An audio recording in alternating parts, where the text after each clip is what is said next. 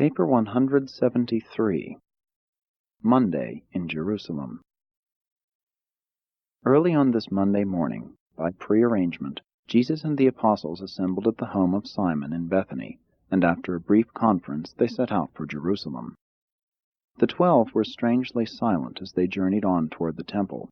They had not recovered from the experience of the preceding day. They were expectant, fearful, and profoundly affected by a certain feeling of detachment growing out of the Master's sudden change of tactics, coupled with his instruction that they were to engage in no public teaching throughout this Passover week. As this group journeyed down Mount Olivet, Jesus led the way, the apostles following closely behind in meditative silence. There was just one thought uppermost in the minds of all save Judas Iscariot, and that was, "What will the Master do today?" The one absorbing thought of Judas was, "What shall I do? Shall I go on with Jesus and my associates, or shall I withdraw? And if I am going to quit, how shall I break off?"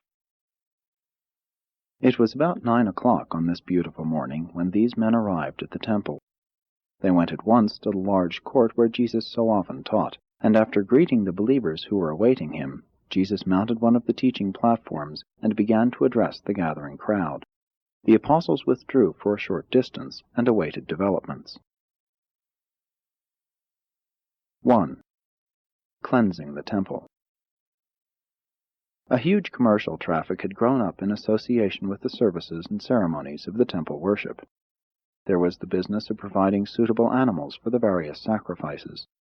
Though it was permissible for a worshipper to provide his own sacrifice, the fact remained that this animal must be free from all blemish in the meaning of the Levitical law, and as interpreted by the official inspectors of the temple. Many a worshipper had experienced the humiliation of having his supposedly perfect animal rejected by the temple examiners. It therefore became the more general practice to purchase sacrificial animals at the temple, and although there were several stations on nearby Olivet where they could be bought, it had become the vogue to buy these animals directly from the temple pens. Gradually there had grown up this custom of selling all kinds of sacrificial animals in the temple courts. An extensive business, in which enormous profits were made, had thus been brought into existence. Part of these gains was reserved for the temple treasury, but the larger part went indirectly into the hands of the ruling high priestly families. This sale of animals in the temple prospered because, when the worshipper purchased such an animal, although the price might be somewhat high, no more fees had to be paid, and he could be sure the intended sacrifice would not be rejected on the ground of possessing real or technical blemishes. At one time or another, systems of exorbitant overcharge were practiced upon the common people, especially during the great national feasts. At one time the greedy priests went so far as to demand the equivalent of the value of a week's labor for a pair of doves which should have been sold to the poor for a few pennies. The sons of Annas had already begun to establish their bazaars in the temple precincts, those very merchandise marts which persisted to the time of their final overthrow by a mob 3 years before the destruction of the temple itself. But traffic in sacrificial animals and sundry merchandise was not the only way in which the courts of the temple were profaned. At this time there was fostered an extensive system of banking and commercial exchange which was carried on right within the temple precincts. And this all came about in the following manner. During the Asmonean dynasty, the Jews coined their own silver money, and it had become the practice to require the temple dues of 1/2 shekel and all other temple fees to be paid with this Jewish coin. This regulation necessitated that money changers be licensed to exchange the many sorts of currency in circulation throughout Palestine and other provinces of the Roman Empire for this orthodox shekel of Jewish coining. The temple head tax, payable by all except women, slaves, and minors, was 1/2 shekel, a coin about the size of a 10-cent piece, but twice as thick. By the times of Jesus, the priests had also been exempted from the payment of temple dues. Accordingly, from the 15th to the 25th of the month preceding the Passover, accredited money changers erected their booths in the principal cities of Palestine for the purpose of providing the Jewish people with proper money to meet the temple dues after they had reached Jerusalem. After this 10-day period, these money changers moved on to Jerusalem and proceeded to set up their exchange tables in the courts of the temple. They were permitted to charge the equivalent of from 3 to 4 cents commission for the exchange of a coin valued at about 10 cents. And in case a coin of larger value was offered for exchange, they were allowed to collect double. Likewise did these temple bankers profit from the exchange of all money intended for the purchase of sacrificial animals, and for the payment of vows, and the making of offerings. These temple money changers not only conducted a regular banking business for profit in the exchange of more than 20 sorts of money which the visiting pilgrims would periodically bring to Jerusalem, but they also engaged in all other kinds of transactions pertaining to the banking business. Both the temple treasury and the temple rulers profited tremendously from these commercial activities. It was not uncommon for the temple treasury to hold upwards of $10 million, while the common people languished in poverty and continued to pay these unjust levies. In the midst of this noisy aggregation of money changers, merchandisers, and cattle sellers, Jesus on this Monday morning attempted to teach the gospel of the heavenly kingdom. He was not alone in resenting this profanation of the temple.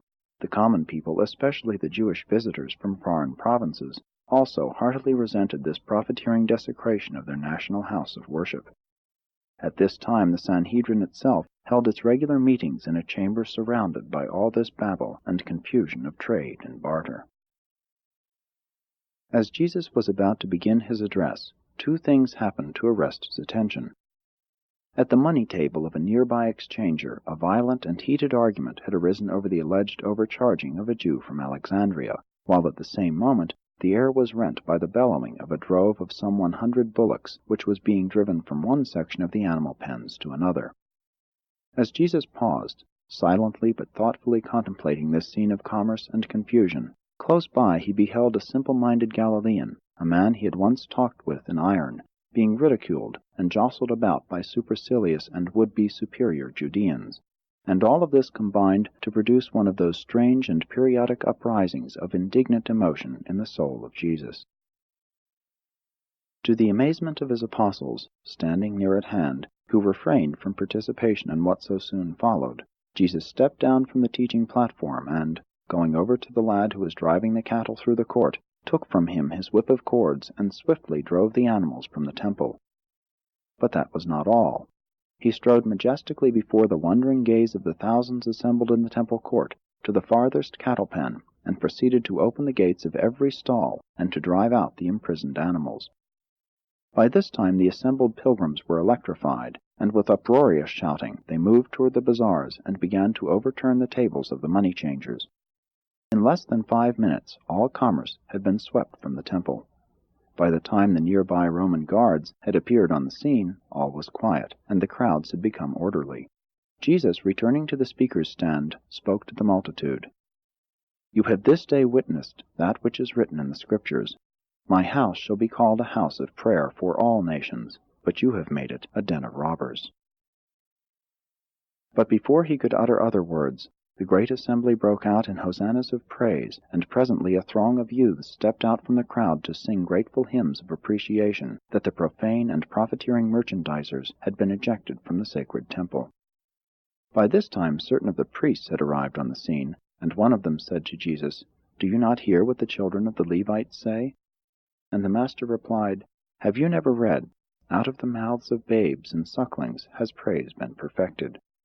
And all the rest of that day, while Jesus taught, guards set by the people stood watch at every archway, and they would not permit anyone to carry even an empty vessel across the temple courts. When the chief priests and the scribes heard about these happenings, they were dumbfounded. All the more they feared the Master, and all the more they determined to destroy him. But they were nonplussed. They did not know how to accomplish his death, for they greatly feared the multitudes, who were now so outspoken in their approval of his overthrow of the profane profiteers. And all this day, a day of quiet and peace in the temple courts, the people heard Jesus' teaching and literally hung on his words. This surprising act of Jesus was beyond the comprehension of his apostles. They were so taken aback by this sudden and unexpected move of their Master that they remained throughout the whole episode huddled together near the speaker's stand. They never lifted a hand to further this cleansing of the temple. If this spectacular event had occurred the day before, at the time of Jesus' triumphal arrival at the temple, at the termination of his tumultuous procession through the gates of the city, all the while loudly acclaimed by the multitude, they would have been ready for it, but coming as it did, they were wholly unprepared to participate. This cleansing of the temple discloses the Master's attitude toward commercializing the practices of religion, as well as his detestation of all forms of unfairness and profiteering at the expense of the poor and the unlearned.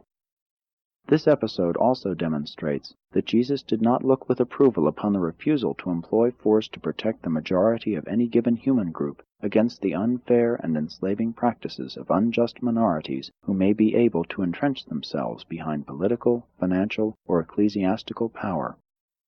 Shrewd, wicked, and designing men are not to be permitted to organize themselves for the exploitation and oppression of those who, because of their idealism, are not disposed to resort to force for self-protection or for the furtherance of their laudable life projects.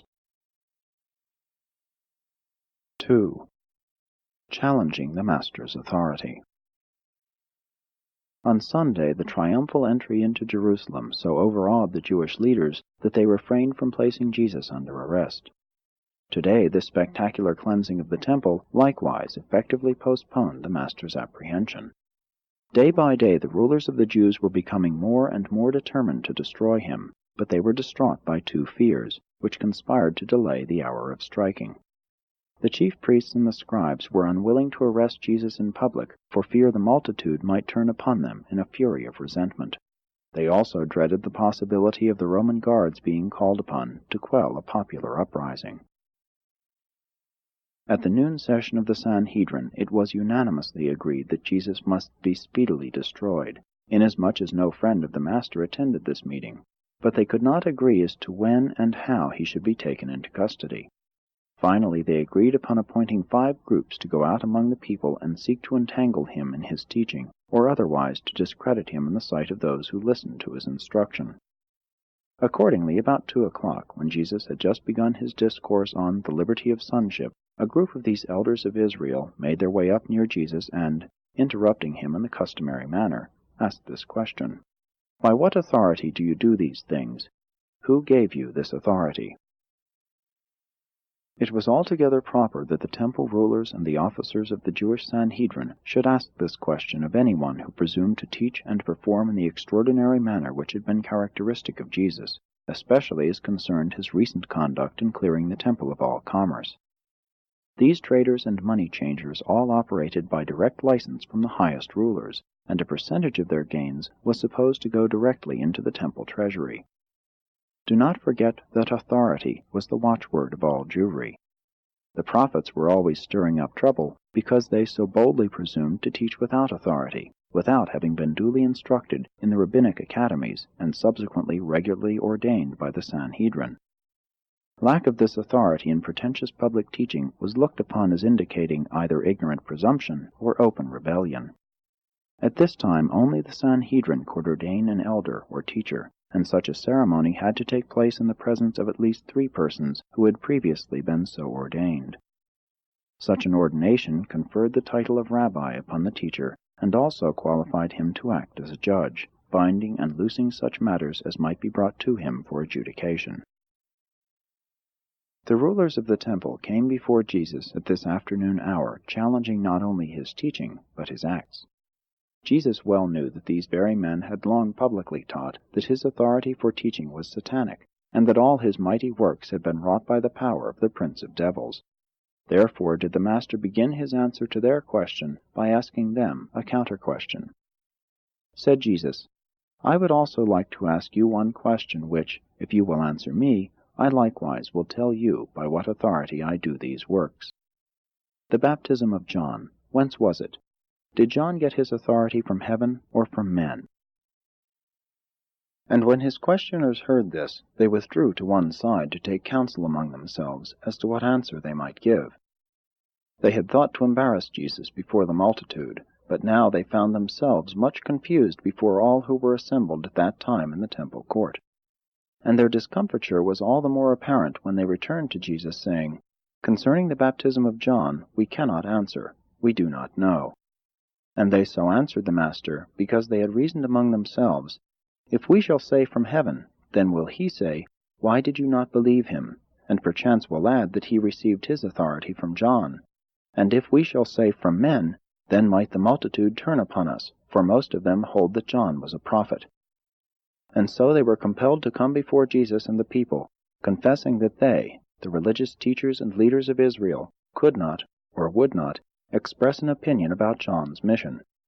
And when they had spoken, Jesus, looking down upon them, said, Neither will I tell you by what authority I do these things.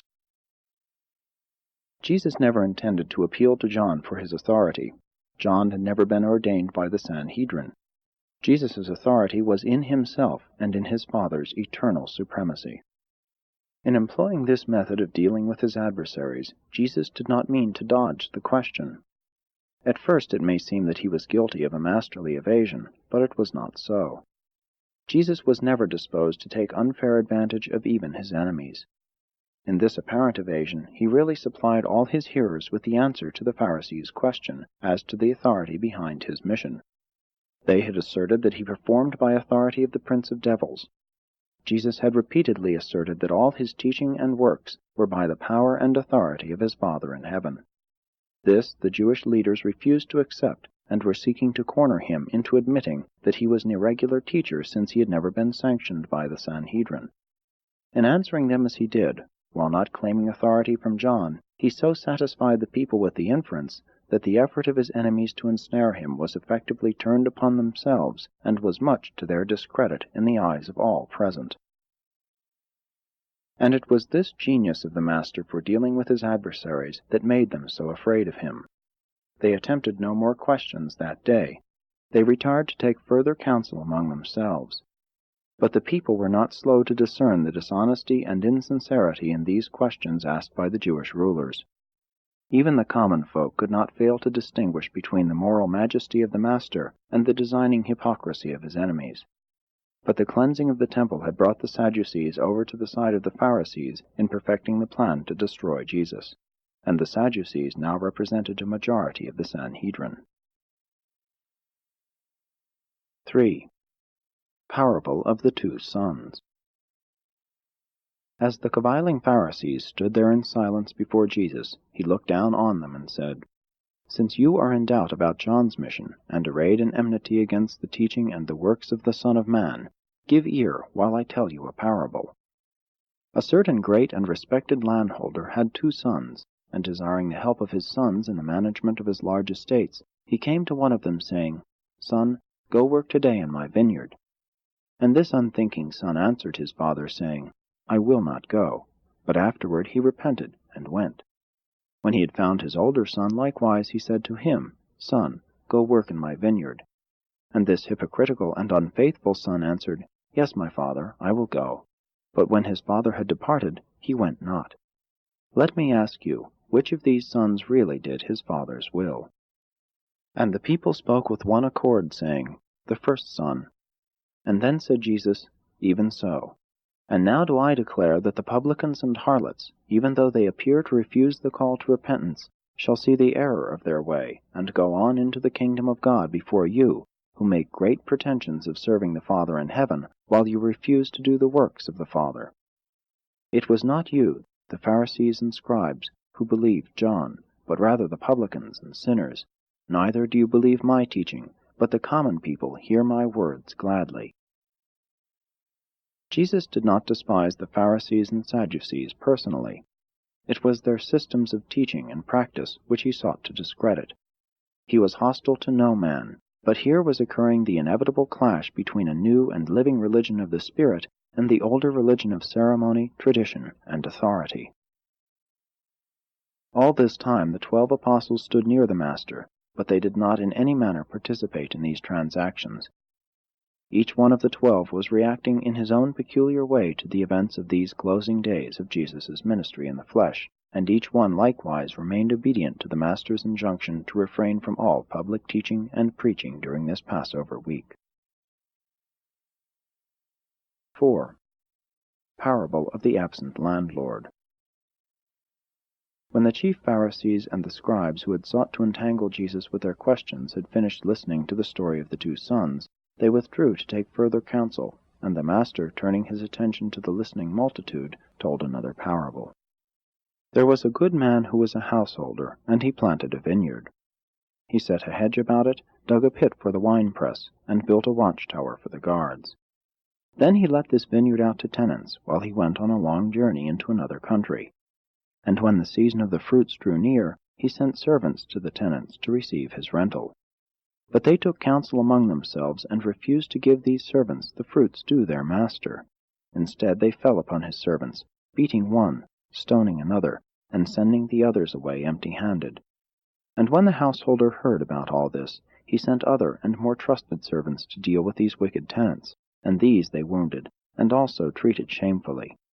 And then the householder sent his favorite servant, his steward, and him they killed. And still, in patience and with forbearance, he dispatched many other servants, but none would they receive.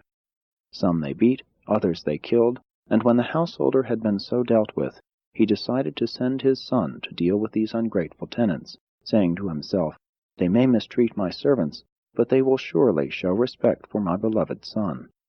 But when these unrepentant and wicked tenants saw the son, they reasoned among themselves, "This is the heir. Come, let us kill him, and then the inheritance will be ours." So they laid hold on him, and after casting him out of the vineyard, they killed him. When the Lord of that vineyard shall hear how they have rejected and killed his son, what will he do to those ungrateful and wicked tenants? And when the people heard this parable, and the question Jesus asked, they answered, "He will destroy those miserable men, and let out his vineyard to other and honest farmers, who will render to him the fruits in their season."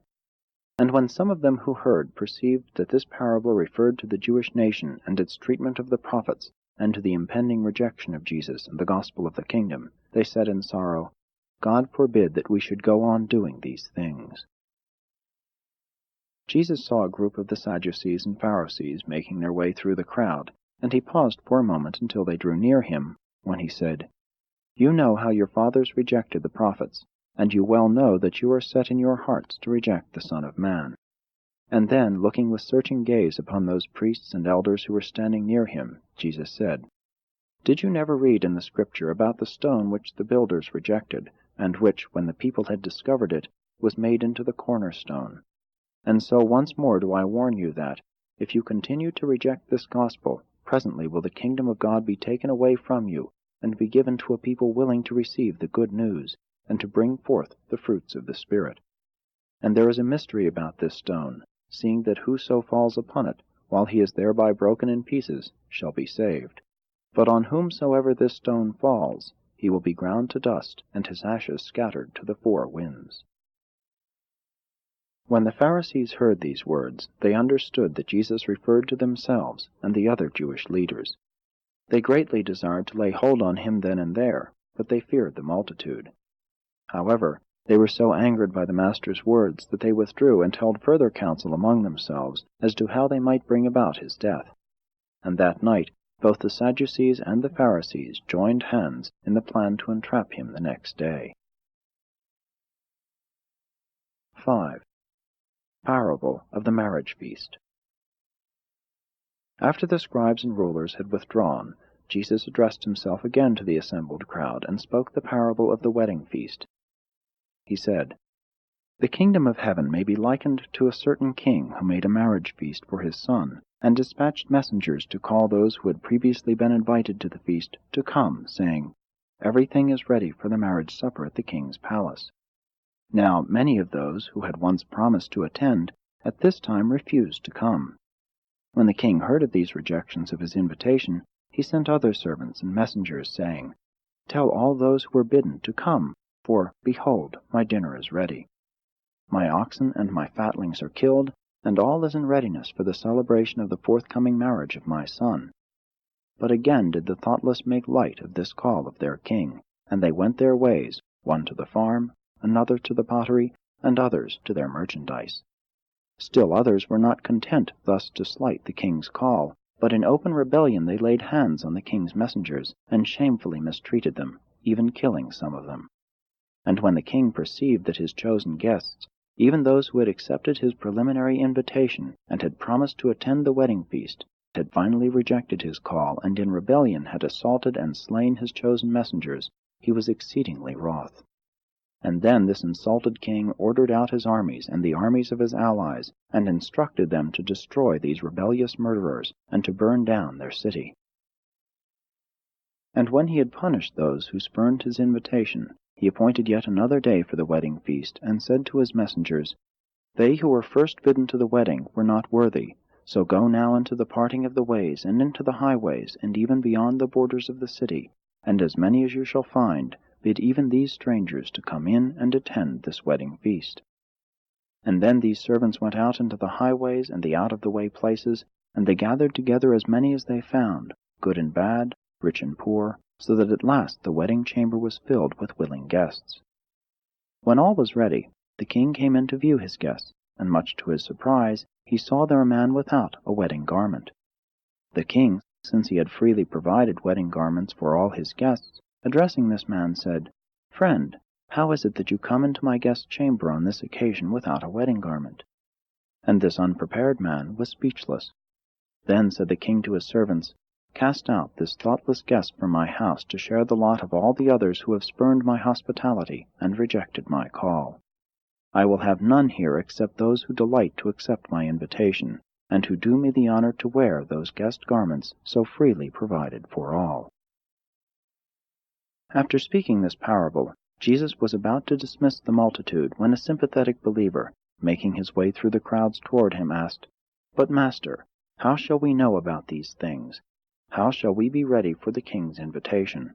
What sign will you give us whereby we shall know that you are the Son of God? And when the master heard this, he said, Only one sign shall be given you.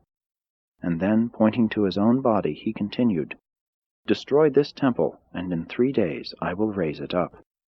But they did not understand him, and as they dispersed, they talked among themselves, saying, Almost 50 years has this temple been in building, and yet he says he will destroy it and raise it up in 3 days.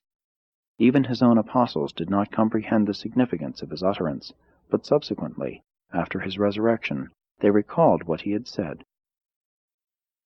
About 4 o'clock this afternoon, Jesus beckoned to his apostles and indicated that he desired to leave the temple and to go to Bethany for their evening meal and a night of rest.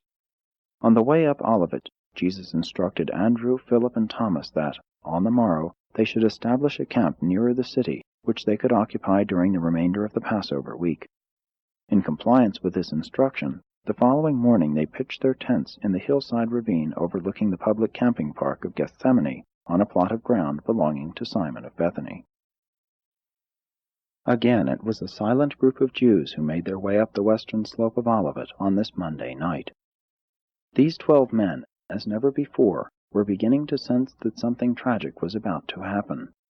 While the dramatic cleansing of the temple during the early morning had aroused their hopes of seeing the Master assert himself and manifest his mighty powers, the events of the entire afternoon only operated as an anticlimax in that they all pointed to the certain rejection of Jesus' teaching by the Jewish authorities.